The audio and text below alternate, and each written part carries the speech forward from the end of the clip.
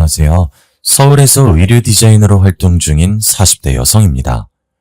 세상을 살다 보면 저와 비슷한 생각을 가진 사람이 있는 한편 도저히 이해할 수 없는 가치관을 가지고 살아가는 사람들이 있었습니다. 제가 그런 사람을 만날 줄 꿈에도 몰랐는데 늦은 나이에 최악의 사람들을 만나게 되었네요. 제 남편과 시어머니가 그런 사람들이었습니다. 단순히 생각이 다르다는 걸 넘어서 어떻게 그런 생각을 하면서 살 수 있는지 이해할 수 없었죠. 친구들에게 제가 당한 충격적인 일을 말해줬더니 모두 다 남편과 시어머니를 고소하라고 하더군요. 하지만 연애를 하고 결혼을 할 때까지만 해도 남편이 어떤 사람인지 전혀 몰랐습니다. 그가 쓰고 있는 가면에 속아서 결혼을 했거든요. 5년 전의 일이지만 아직까지 그때의 상처가 고스란히 남아있어서 억울한 마음에 이렇게 사연을 보내봅니다. 저는 대학에서 패션 디자인을 전공하고 의류 제조업체에 취업을 하게 되었습니다. 디자이너가 되겠다고 결심하게 된 데에는 친정엄마의 영향이 컸죠. 엄마가 디자이너가 되고 싶어 하셨거든요. 하지만 가정 형편상 대학에 들어갈 수 없었습니다. 엄마가 대학에 들어가기 전까지만 해도 집안 형편이 괜찮았는데 외할아버지의 무모한 선택으로 한순간에 기울어져 버렸습니다. 공무원 생활을 하며 착실하게 돈을 모아온 외할아버지께서 지인의 꼬임에 넘어가 그동안 모아둔 여윳돈을 펀드에 투자하셨다고 합니다. 내가 그 애들한테 들어서 알고 있는데 너 여유자금 좀 가지고 있다며? 내가 잘 아는 펀드 매니저가 이번에 새로운 상품을 기획하고 있대. 투자자 모으고 있는 중인데 너도 같이 할래? 이러면서 자기가 최근에 이룬 수익률을 보여주었다고 합니다. 그 수익률에 눈이 먼 외할아버지께서 그 펀드 매니저를 만나본 거죠. 펀드 매니저는 금융감독원에 직임이 찍힌 서류까지 보여주며 외할아버지를 설득하였습니다. 아무래도 큰돈이라 걱정되시죠? 여기까지 오신 거 보면 뭐가 고민되시는지 잘 알 것 같습니다. 아무래도 원금 손실 부분에서 신경 쓰이시는 거죠? 이 부분은 걱정하지 마세요. 펀드가 깨져도 원금을 전액 보상해주는 보험에 가입해둬서 우려하는 일은 생기지 않으실 겁니다. 당연히 외할아버지께서 감언이설에 속지 않고 펀드 매니저가 보여주는 서류까지 확인하셨습니다. 처음에는 조금만 투자하셨는데 생각보다 높은 수익이 생기니 욕심이 났다고 하셨죠. 게다가 외할아버지의 친구분이 더 투자해보라고 외할아버지를 부추겼습니다. 야, 내 말 맞지? 생각보다 수익 괜찮다니까. 이번엔 남이 꼭 몰빵해봐. 공무원 연금으로 노후 준비 안 될 것 같아서 걱정된다며. 이참에 노후자금 더 모아보게. 주저하던 외할아버지께서 몇 달 동안에 생긴 수익을 보고 노후자금을 모을 욕심이 생겼다고 합니다. 그래서 한 5억만 넣어두고 노후자금에 대한 걱정을 털어놓으려고 했죠.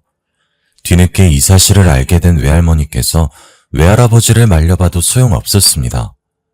뭐? 전재산?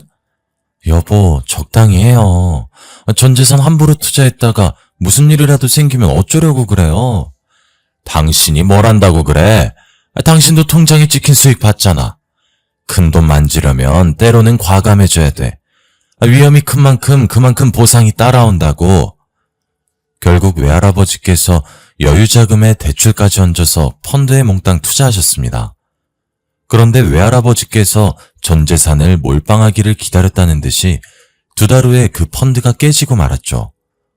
펀드를 모집한 매니저가 종적을 감춰버렸고 그제서야 계획적인 펀드 사기에 당했다는 사실을 알게 되었습니다. 원금 보장에 대한 보험 같은 건 있지도 않았고 금융감독원의 승인을 받았다는 매니저의 말은 모두 거짓이었습니다. 결국 외할아버지께서 5억을 날리고 빚더미에 나앉게 되었어요. 그때 엄마가 고등학생이었는데 대학에 가서 의상 디자인 공부를 하는 건 고사하고 당장 일을 해서 생활비와 빚을 갚아야 했습니다. 엄마는 그때부터 의류 매장에서 알바를 시작했죠. 고등학교 졸업 후에도 그 매장에서 계속 알바를 하게 되었고 5년 후에 매니저가 되었습니다. 그리고 의류 브랜드의 본사 직원이었던 아버지를 만나서 결혼을 하게 되었는데요. 결혼하고 저를 낳았는데도 엄마는 쉬지 않고 계속해서 일을 했습니다. 3년 후에 총괄 매니저가 되자 좋은 기회가 찾아왔죠. 본사의 대리점 관리 담당자가 엄마에게 대리점을 맡아서 해보라고 권했습니다. 엄마가 맡은 대리점은 사무실 밀집 지역이라 젊은 여성들이 많이 다니는 곳이었다고 해요. 그곳에 매장을 열어서 지금까지 운영을 하고 계십니다. 엄마가 매장에 묶여 있다 보니 저는 어릴 때부터 여러 가지 옷들에 파묻혀 지내게 되었어요. 계절이 바뀔 때마다 새로운 옷들이 진열되는 걸 보는 게 좋았고 어려서부터 옷에 흥미를 가지게 되었습니다. 중학생 때부터 옷을 리폼하는 취미 생활을 하면서 디자이너의 꿈을 키웠던 것 같아요. 제 꿈을 엄마에게 말했더니 적극적으로 지지해주기도 하였습니다. 엄마, 이번에 수시 넣을 때 의상 디자인과로 넣어볼까 하는데 엄마 생각은 어때? 너한테는 의상 디자인과가 딱이지. 너 예전부터 애들 옷 리폼해주고 선물해주기도 했잖아. 너라면 잘할 수 있을 거야. 네가 하고 싶은 거라면 언제든지 지원해줄 수 있다는 응원 속에서 저는 모 대학에 들어가 의상 디자인을 전공할 수 있었습니다. 졸업한 뒤에는 땡땡 브랜드 의류 제조업체에 취업까지 할 수 있게 되었죠. 땡땡 브랜드는 인지도가 높아서 경쟁률이 치열했는데 운이 좋았습니다. 하지만 옷을 직접 만들다 보니 스트레스가 장난 아니더군요. 취미생활로 옷을 리폼할 때와 다르게 소비자들의 감각을 파악하고 시장의 흐름보다 앞서 나가는 옷을 만들어야 했습니다. 그래도 제가 힘들게 만든 옷이 잘 팔린다는 말을 들으면 피로가 풀리고 기분이 좋아졌죠. 그렇게 제가 소비자들의 마음을 사로잡을 옷을 만드느라 정신없이 일을 하다 보니 어느덧 30을 바라보게 되었습니다. 그때 무렵 한 남자를 만나게 되었죠. 제가 디자인 옷을 사진 촬영해주고 광고용 매체에 실어주는 업체에서 만난 친구였어요. 성주 씨는 사진작가로 활동하며 대학에서 사진 관련 강의도 하고 있었습니다. 저는 잘 몰랐지만 각종 사진 공모전에서 여러 번 당선한 경력도 있고 그 바닥에서는 이름이 알려진 사람이었더군요. 사진 작가답게 섬세한 감각도 있고 감수성이 풍부한 성격을 가지고 있어서 저랑 잘 맞았습니다. 저랑 이야기가 잘 통해서 끌리는 것도 있었죠. 그러다 난감한 일이 일어난 적이 있었습니다.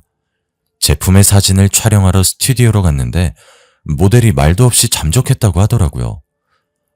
효진 씨, 어쩌죠? 섭외해놓은 모델이 갑자기 펑크를 냈어요. 지금 다른 모델을 섭외하고 있는데 이미지에 맞는 모델을 찾는 게 쉽지가 않네요. 할 수 없죠. 모델 섭외되면 연락 주세요. 그날 촬영은 취소됐다고 생각하고 돌아섰는데 성주 씨가 저를 불러 세우더군요. 잠깐만요. 여기 한번 서보세요. 성주 씨가 저를 촬영 세트 앞에 세우더니 카메라로 이리저리 살펴보고 몇 가지 포즈를 취해보라고 하였습니다. 저는 당연히 당황스러워하면서 성주 씨가 하라는 대로 포즈를 취해보긴 했었죠.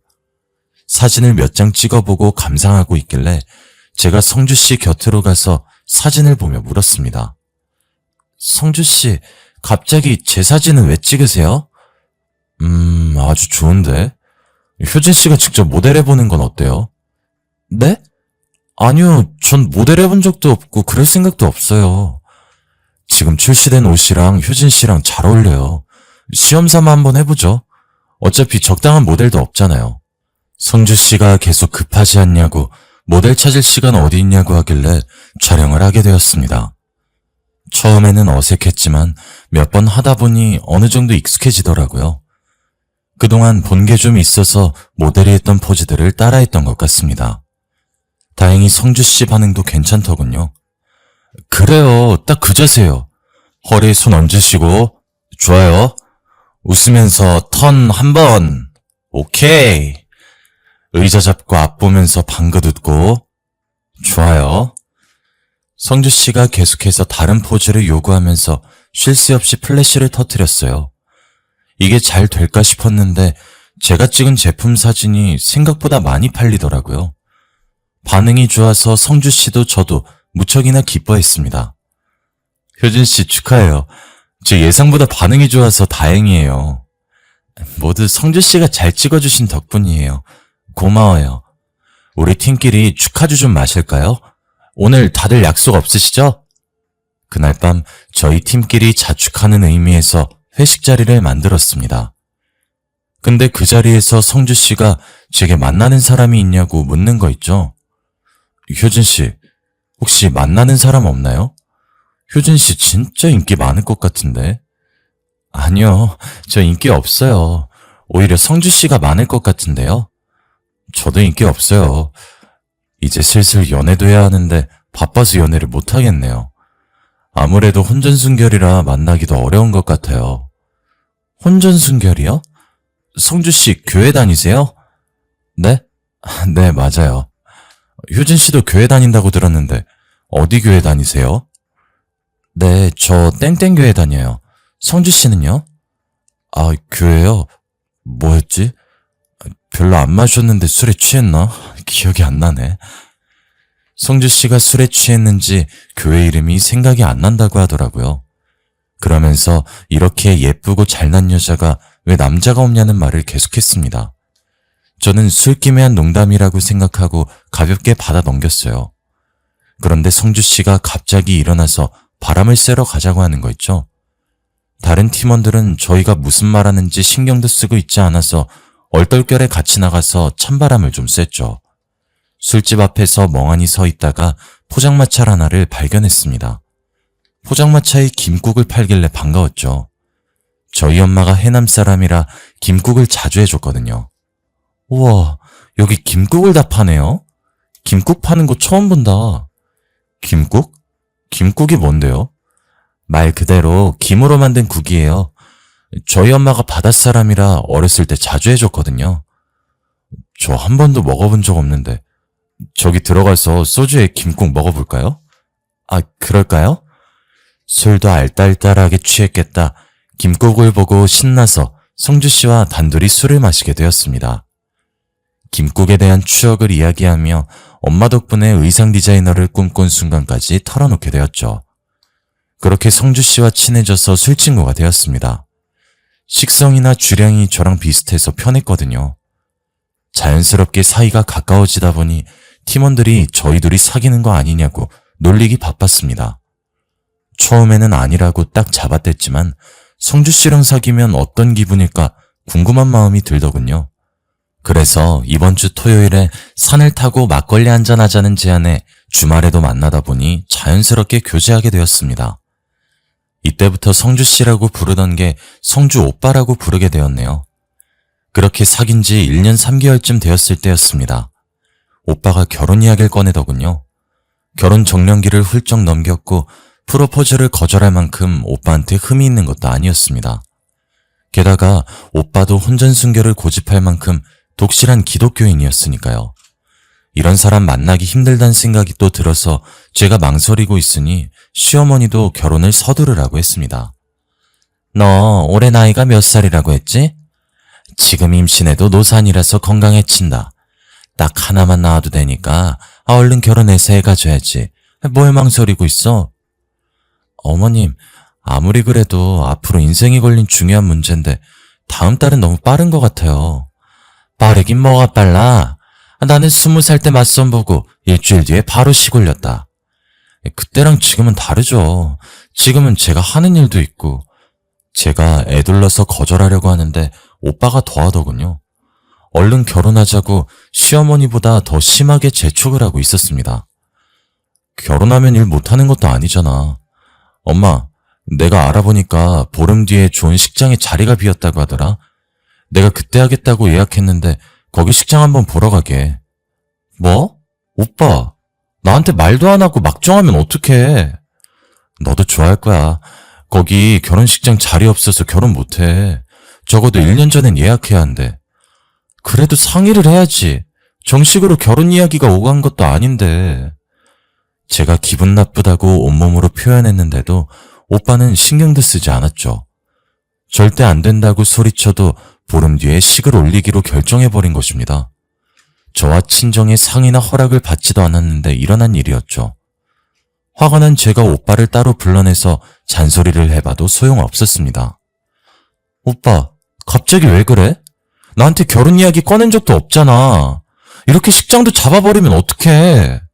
나는 어떤 식장인지 보지도 못했잖아. 그리고 내 스케줄은 어쩌고? 우리 엄마도 안 보고 이러는 게 어딨어. 말 못해서 미안해. 우리 엄마가 아파서 그래. 암이래. 효진이 너도 내가 외동인 거 알고 있잖아. 내가 급한 마음에 정해버려서 미안해. 장모님께 잘 말씀드릴 거니까 걱정하지 마. 뭐라고? 암? 심각하신 거야? 그걸 왜 이제야 말했어? 오빠 표정이 어두운 게 시어머니께서 얼마 안 남은 것 같더군요. 그래서 오빠를 이해하려고 노력했습니다. 저라도 우리 엄마가 그러면 얼른 결혼하는 모습을 보여드리고 손주도 안겨드리고 싶어서 애가 탔을 것 같거든요. 그런데 제가 잠깐 화장실을 다녀오면서 오빠와 시어머니가 하는 말을 들었는데 이상한 느낌이 들었습니다. 결혼을 두고 둘이서 뭔가 거래를 하는 것 같더라고요. 엄마, 이제 됐지? 약속한 대로 해줘. 조금만 더 기다려라. 씨 골리고 혼인신고하면 따로 챙겨주마. 엄마, 왜 말이 또 달라져? 며느리 데려오면 바로 준다고 했잖아. 너야말로 말 지어내지 마라. 내가 분명히 결혼하고 손주 나오면 준다고 했어. 넌 엄마도 못 믿어? 그런 게 아니라 하여튼 5억이야. 확실히 약속 지켜야 돼. 그건 걱정하지 말고 혼인신고서만 들고 와. 5억이라니 저희가 결혼할 때 주는 자금을 말하는 걸까요? 제가 오빠에게 물어보니 오빠가 맞다고 하길래 의심하지 않았습니다. 1년 넘게 만난 남자고 오빠가 시어머니가 아프다는 걸 여러 번 말하고 괴로워했거든요. 이제 곧 운명을 다할 사람에게 돈 달라는 말을 하는 게 힘들다고 했습니다. 그렇다고 해서 주는 돈을 마다할 수도 없으니 주시는 돈은 받고 시어머니도 만족해 하시길 바라며 기다렸습니다. 묵묵히 남편과 함께 결혼 준비를 하고 식을 마쳤죠. 그런데 제주도로 떠난 신혼여행에서 이제는 오빠가 아닌 남편이라고 불러야 되는 김성주라는 작자와 문제가 생겼습니다. 첫날 밤을 맞았는데 어이없는 일이 벌어졌거든요. 남편이 부부관계를 거부하는 것이었습니다. 결혼 전부터 저희 커플이 잠자리를 가진 적이 없긴 했어요. 저도 혼전순결이었고 남편도 그렇다고 하길래 당연히 결혼 후에는 달라질 줄 알았죠. 그런데 신혼여행 와서도 저를 거부하길래 황당한 기분이 들었습니다. 오빠, 우리 이세는 가져야지. 왜 신혼여행 와서도 혼전순결 타령하면 어떡해? 사실 내가 남자로서 문제가 있어서 그래. 부부관계가 잘 안 돼서 못할 것 같아. 뭐? 혼전순결이라며? 기독교 믿어서 그런 거 아니었어?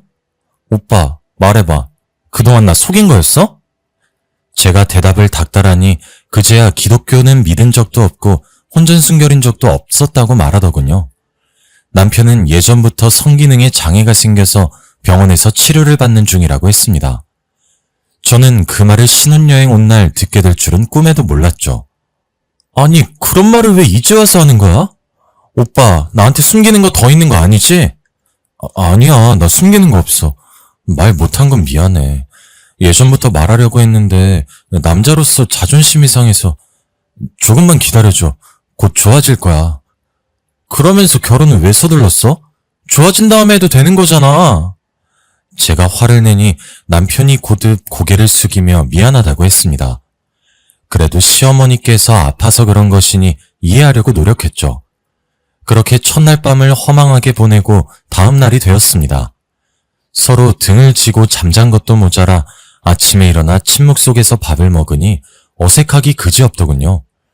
남편은 미안한 마음에 제 얼굴을 쳐다보지도 못했습니다. 이 결혼을 파토낼 것도 아니니 다시 관계를 회복하려고 노력했습니다. 남편이랑 자려고 결혼한 것도 아니니 어떻게든 분위기를 풀어보려고 했죠. 난 괜찮으니까 표정 풀어. 자녀 계획은 천천히 세우면 되잖아. 오빠 치료받는 것도 도와줄 테니까 천천히 다시 시작해보자. 잠자리에 문제가 생기는 경우는 거의 심리적인 원인이 크대. 이해해줘서 고마워.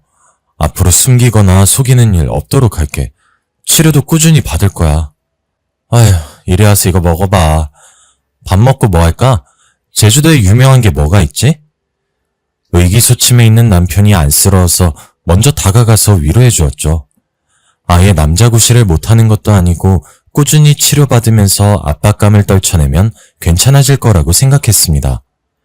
저는 남자들에게 좋다는 건강식품을 백방으로 알아보고 식사 후에 늘 챙겨주었습니다.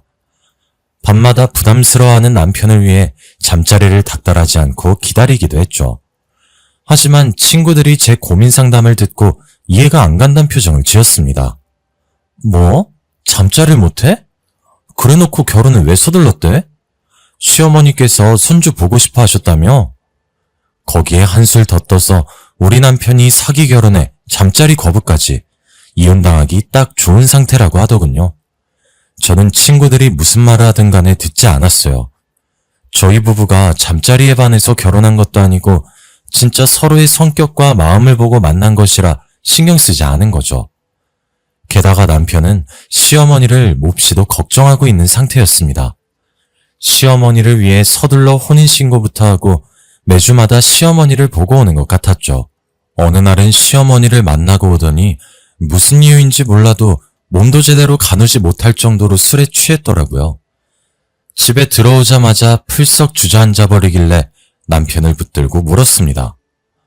오빠, 도대체 얼마나 마신 거야? 술도 잘 마시는 사람이 왜 이렇게 취했어? 무슨 일 생겼어? 어머님 병세가 더 짙어지신 거야? 제가 놀라서 질문 세례를 쏟아부었더니 남편이 제 손을 뿌리치면서 소리치더군요. 나 다 필요 없어. 저리 꺼져. 이게 전부 다 너 때문이야. 갑자기 나 때문이라니? 남편의 증오 어린 눈빛에 깜짝 놀랐습니다. 연애를 하는 동안 한 번도 본 적이 없는 낯선 모습이었습니다.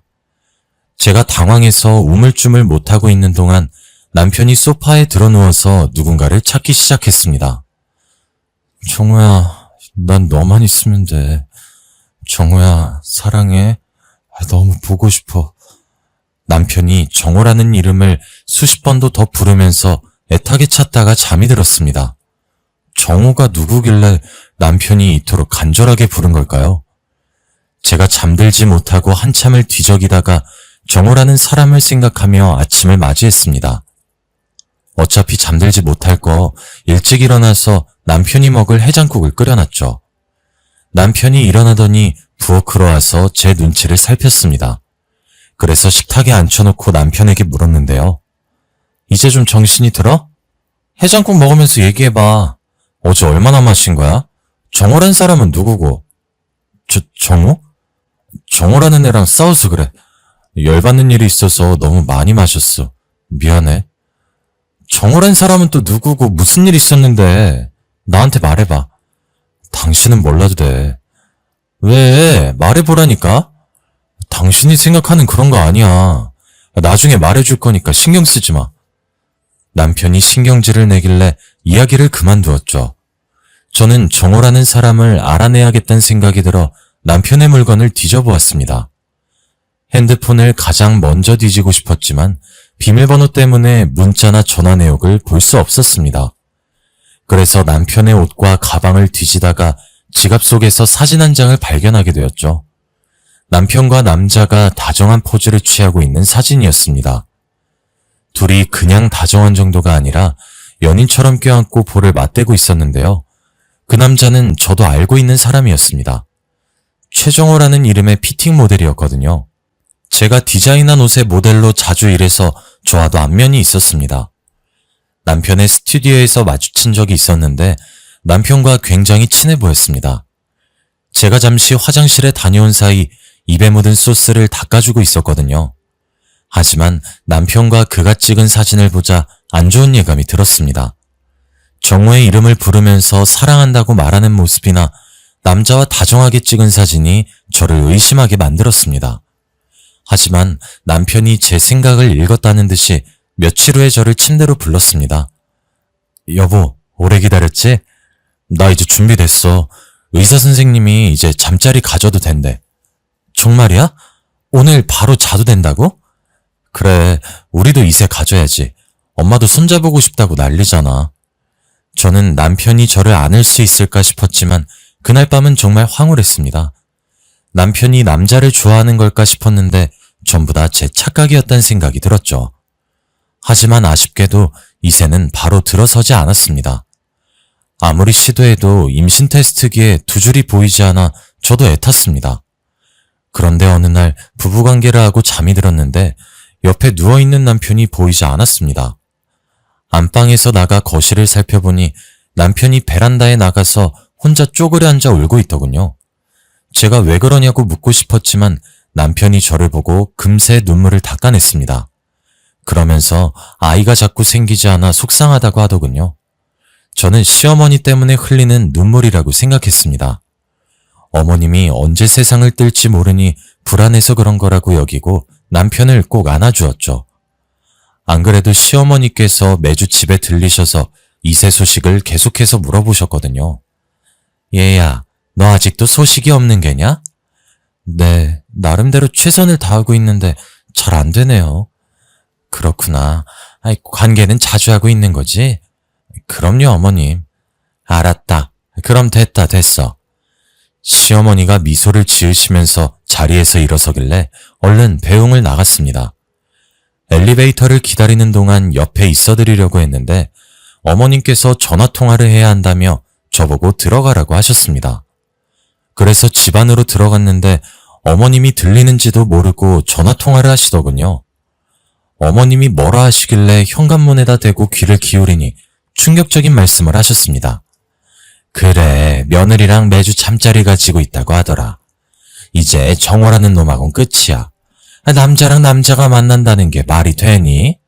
우리 아들놈이 잠시 미쳤던 게 분명하다. 그 말을 듣자마자 저는 남편의 스튜디오로 연락도 없이 찾아가고 말았습니다. 남편의 스튜디오 문을 열려고 하니 안에서 정호 씨의 목소리가 들려왔죠. 형, 이제 연락하지 말라고 했잖아. 왜 만나자고 한 거야? 정우야, 네가 오해하고 있어서 그래. 그 여자랑 어쩔 수 없이 결혼했다니까? 나 좀 믿어줘. 듣기 싫어. 어떻게 형이 나를 버리고 여자랑 결혼할 수 있어? 결혼해놓고 나한테 계속 연락하는 건 또 뭐고? 혹시 몰라 문을 살짝 열어 살펴보니 남편과 정호 씨가 서 있었습니다. 남편은 거의 울면서 매달리고 있었고 저는 그 모습을 보고 충격을 받아서 아무 말도 못하고 있었습니다. 정우야, 전부 다 엄마 때문인 거 알고 있잖아. 나한테 암 걸렸다고 뻥까지 치면서 손잡아 해달라는데 어떡해. 애만 낳으면 이혼해도 된대. 게다가 그 할망구가 결혼만 하면 5억 준다고 했어. 난 애만 낳으면 그 여자랑 이혼하고 5억 들고 너 찾아가려고 했다고. 뭐? 나보고 그 말을 믿으라는 거야?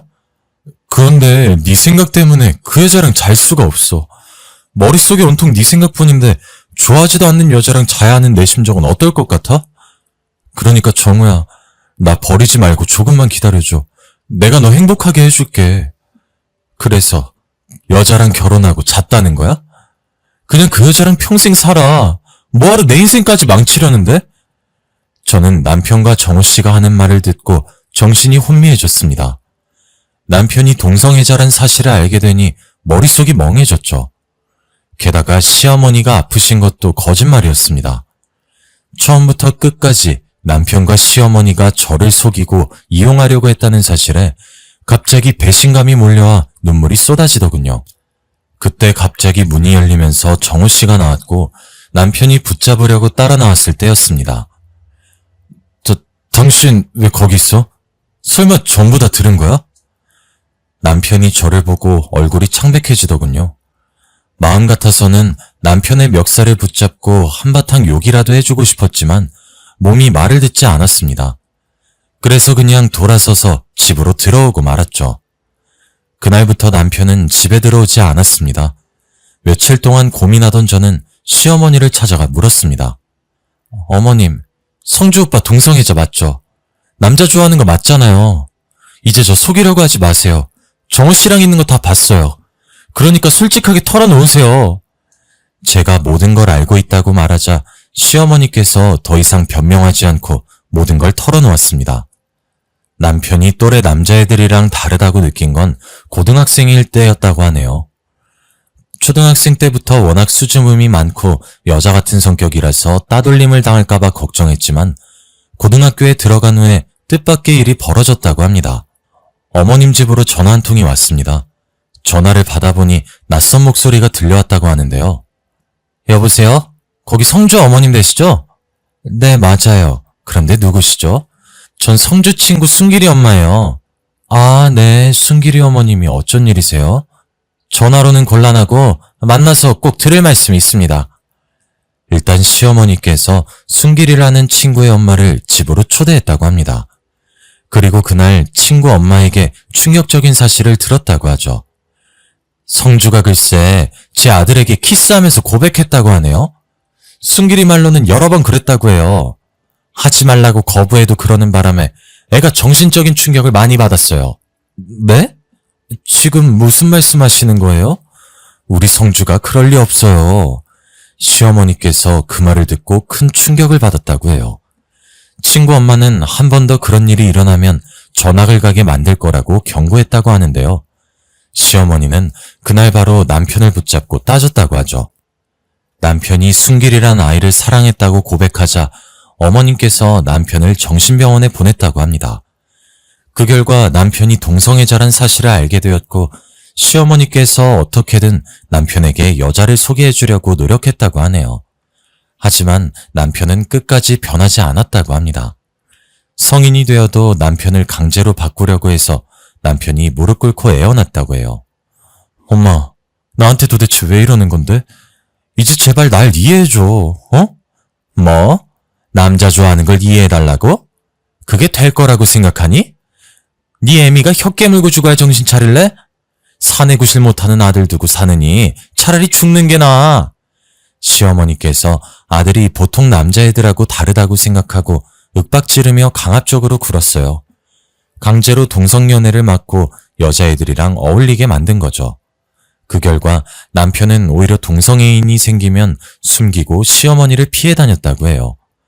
그러다 사진작가 일을 하면서 알게 된 정호 씨와 사귀게 되었는데 몰래 남편 뒤를 밟던 시어머니께서 그 사실을 알게 되었다고 합니다. 시어머니께서 남편이 정호 씨와 헤어지고 남들처럼 가정을 꾸리고 살길 원했다고 해요.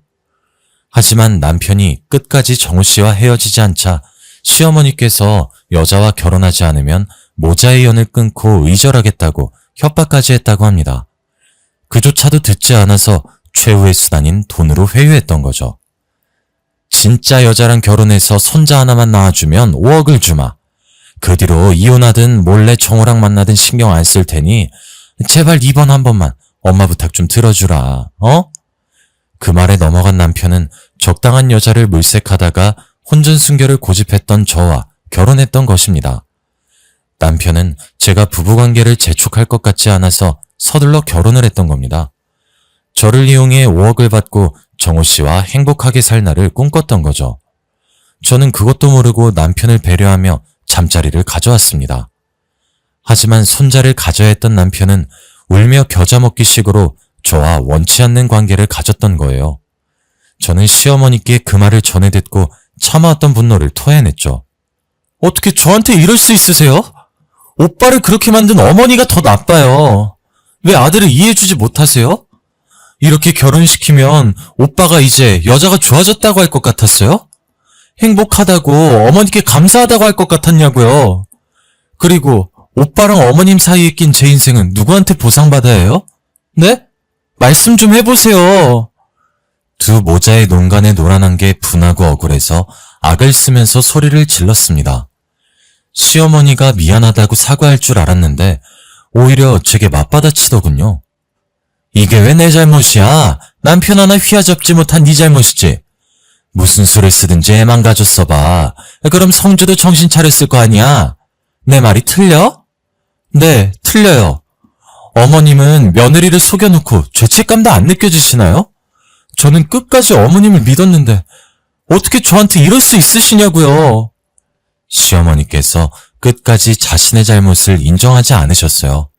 자기 방법이 맞다고 내가 잘못한 거라고 제 탓을 하시더군요.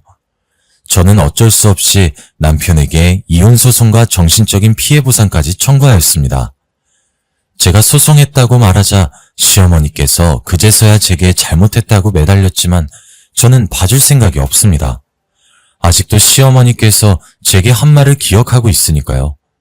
그 충격이 가시지 않아서 다른 사람을 만나는 것도 힘들어졌습니다. 남편은 저랑 이혼한 뒤로 정호 씨를 찾아갔지만 버려졌다고 해요. 이걸 어떻게 알았냐면 저를 속이고 벌을 받는 것 같다고 제게 진심으로 사과하러 왔거든요. 혼전순결이라고 거짓말한 전부터 어머니가 아프다는 것, 저를 좋아하는 척한 것, 동성애자인 걸 숨긴 사실까지 모두 다 미안하다고 자기가 심각한 죄를 지었다고 고개를 숙였습니다. 계획적으로 접근해서 정말 미안해. 내가 그러면 안 됐는데 뒤늦게 후회가 돼. 정우랑 어떻게든 만나고 싶어서 미쳤었나 봐. 미안해. 정말 미안해. 그 사과를 들으니 분노보다 동정이 들더군요. 남편 말로는 정우 씨가 다른 남자랑 동거를 하고 있었는데 매일같이 찾아가 매달렸다가 정우 씨의 애인에게 심하게 맞았다고 해요. 지금은 스튜디오도 접고 정신과 치료를 받으면서 폐인처럼 살고 있다고 하네요. 이게 다 부모를 잘못 만나 제 인생은 물론 전 남편 인생까지 망가졌다는 생각이 들었습니다. 그래서 그에게 좋은 사람이 찾아오길 기도하고 있네요. 독실한 기독교인 저에게 이런 일이 생길 줄 몰랐는데 가장 가까운 사람이 저를 속이는 일이 생기네요. 저는 앞으로 어떤 사람을 만나고 누굴 믿어야 할지 몰라서 이렇게 사연을 보내봅니다. 하느님 말고 사람을 믿는 방법을 잊어버린 것 같은데 저는 어쩌면 좋을까요?